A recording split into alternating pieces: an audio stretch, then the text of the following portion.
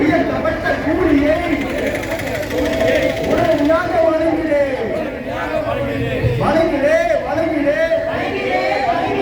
ராஜா PT நிர்வாகமே தொழிலாளர்களிடம் பிடித்தம் செய்த PF கொலையை பிஎஃப்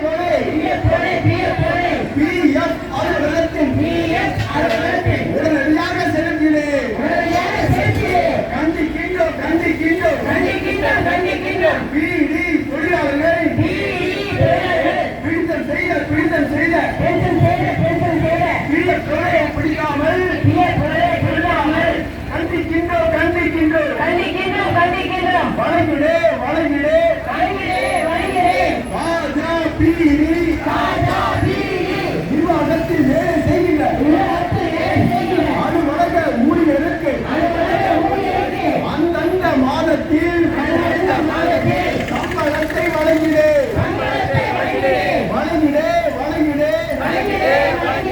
ராஜா பீடி நிர்வாகமே பீடி தொழிலாளர்களிடம் வழங்க வேண்டிய தீவு சம்பளத்தை உடனடியாக வழங்கிடே பீடி தொழிலாளர்களுக்கு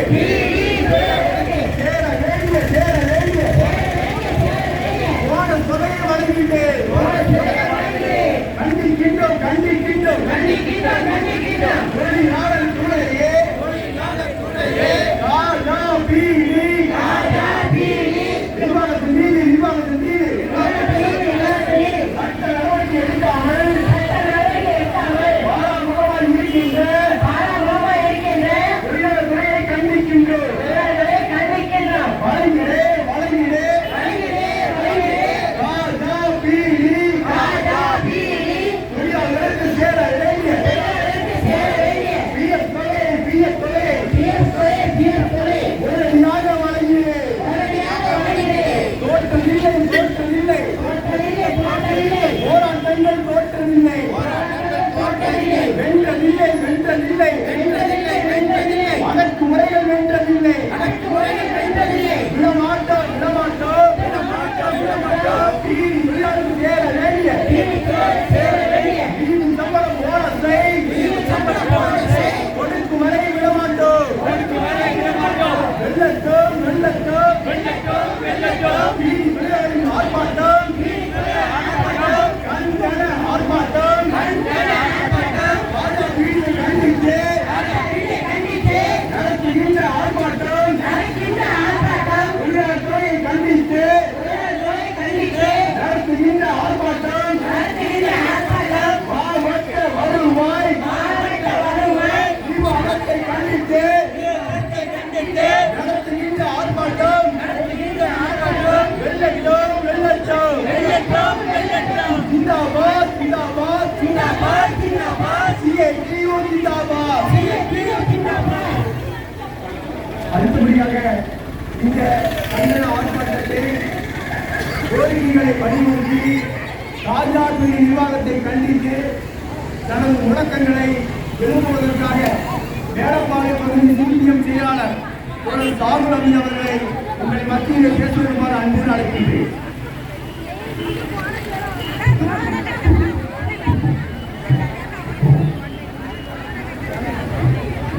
இந்த ஆர்ப்பாட்டத்தினுடைய தலைவர்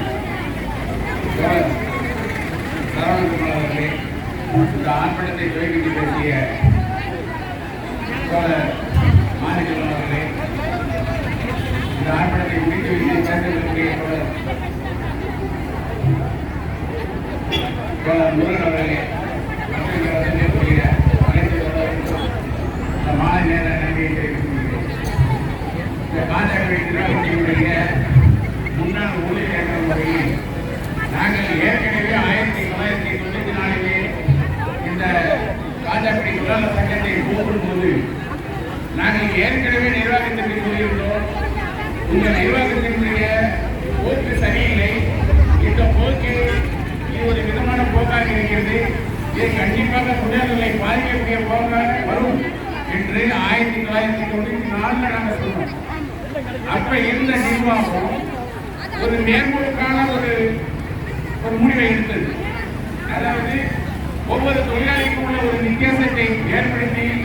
இந்த தொழிலாளர் மத்தியில் விளைவை ஏற்படுத்தக்கூடிய ஒரு முடிவை எடுத்தது.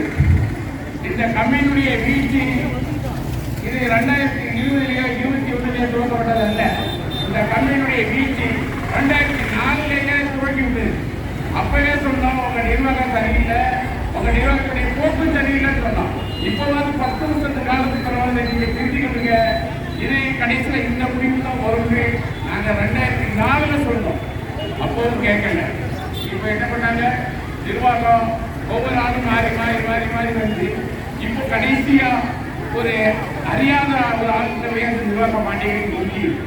அவரு ஒரு நாளைக்கு ஒரு அறிவு, ஒரு நாளைக்கு சேலை கொடுக்குறீங்க, கிராமங்களில் போனால் சேலை கொடுக்குறீங்க, இங்கே வந்தால் 1000 ரூபாய்க்கு நாங்கள் ஒரு மாதத்துக்கு 1000 ரூபாய்க்கு இனாமா கொடுக்குறீங்க சொல்கிறாங்க. ஒரு விசேஷமான கவனிக்கிற விஷயம் காலமுள்ள கொடுக்குற 3-4 வருஷம் போனஸ் சொல்கிறத வாக்கி வச்சுக்கிட்டு அவங்களுக்கு இனாமா கொடுக்குற 1000 ரூபாய் 500 ரூபாய் கொடுத்துருக்காங்க. இது என்ன போக்குன்னு தெரியல. ஆனால் தினசரி வழங்கக்கூடிய சம்பளத்தையும் சரியாக வழங்கவில்லை. ஒரு 10 நாட்கள் பாக்கி வைத்து அது 7ஆம் தேதி சம்பளம், இது 6ஆம் தேதி சம்பளம், 5ஆம் தேதி சம்பளம் வழங்கி இதுல கான்ட்ராக்டர்கள் கொள்ளையடிக்கிறதுக்கான வழிவகையும் பகிர்ந்து கொடுத்தது இந்த நிர்வாகம். நிர்வாகம் மட்டும் கொள்ளையடிக்கிறது இல்லை, இந்த கான்ட்ராக்டர்களையும் கொள்ளையடிக்கிறது இந்த நிர்வாகம் தான். இப்போ நிர்வாகத்தினுடைய நிர்வாகிய ஒரு அறியாத நிர்வாகத்தை பற்றி சுத்தமாக தெரியாத ஒரு நபர் கையாண்டு இருக்காருன்னு நாங்கள் அறியப்படுறோம். அவர்கிட்ட எந்த பேச்சுவார்த்தை கருத்தாலும் ஈடுபட போறதில்லை. இது போக இந்த மேலப்படையில் மக்கள் தொழிலாளர்களாலும் சரி, ஆஜரப்படி தொழிலாளர்களாலும் சரி, இவருடைய வீரியம் தெரியாமல் இருக்காங்க. அதாவது நமக்கு பிறகு இந்த பென்ஷன் பணத்தை அவர்களை கெட்டாதான் பிஎஃப் அவர்களை கெட்டாதான் பென்ஷன் வரும். இந்த பென்ஷனை 3-4 வருஷமா பாக்கி பண்ணலாம், உங்களுக்கு கண்டிப்பா பென்ஷன் கிடைக்காது. அதனுடைய வீரியம் தெரியாம இந்த ஒரு 2007 தொழிலாளர்கள் இருந்த ஒரு 89 தொழிலாளர்கள் இருக்காங்க. நீங்க பின்னாடி இருக்க உங்க வராதவங்களுக்கு நீங்க தெரியப்படுறது. ஏன்னா இந்த ஒரு காலத்துல இந்த கம்பெனியை மூடிட்டு பூப்போட நம்பிட்டு போயிடுவாங்க. அரசும் நடவடிக்கை எடுக்க போறது இல்லை. அதனால நீங்க இந்த சீரியஸை புரிஞ்சுக்கிட்டு வராத தொழிலாளர்களுக்கு நீங்க தெரியப்படுத்தணும். ஏன்னா உங்களுடைய பென்ஷன் பணம் முழுசாக பரிகணிக்கப்படும், உங்களுடைய பிஎஃப் பணம் உங்கள் கைக்கு கிடைக்க போவது இல்லை என்ற ஒரு முடிவு ஏற்படும். நீங்கள் போராட தயங்கினால் நீங்கள் மிகவும் நட்டப்படுகிறார்கள் என்பதை தெரிவித்துக் கொண்டு வருங்காலங்களில் பாஜகவுக்கு எதிரான போராட்டங்களில் அதிகமான தொழிலாளர்கள் கலந்து கொண்டு இந்த மாதிரி போராட்டத்தை முன்னெடுக்க வேண்டும். அதுபோல பீடி தொழிலாளர்களுடைய சம்பளத்தை தினசரி, அதாவது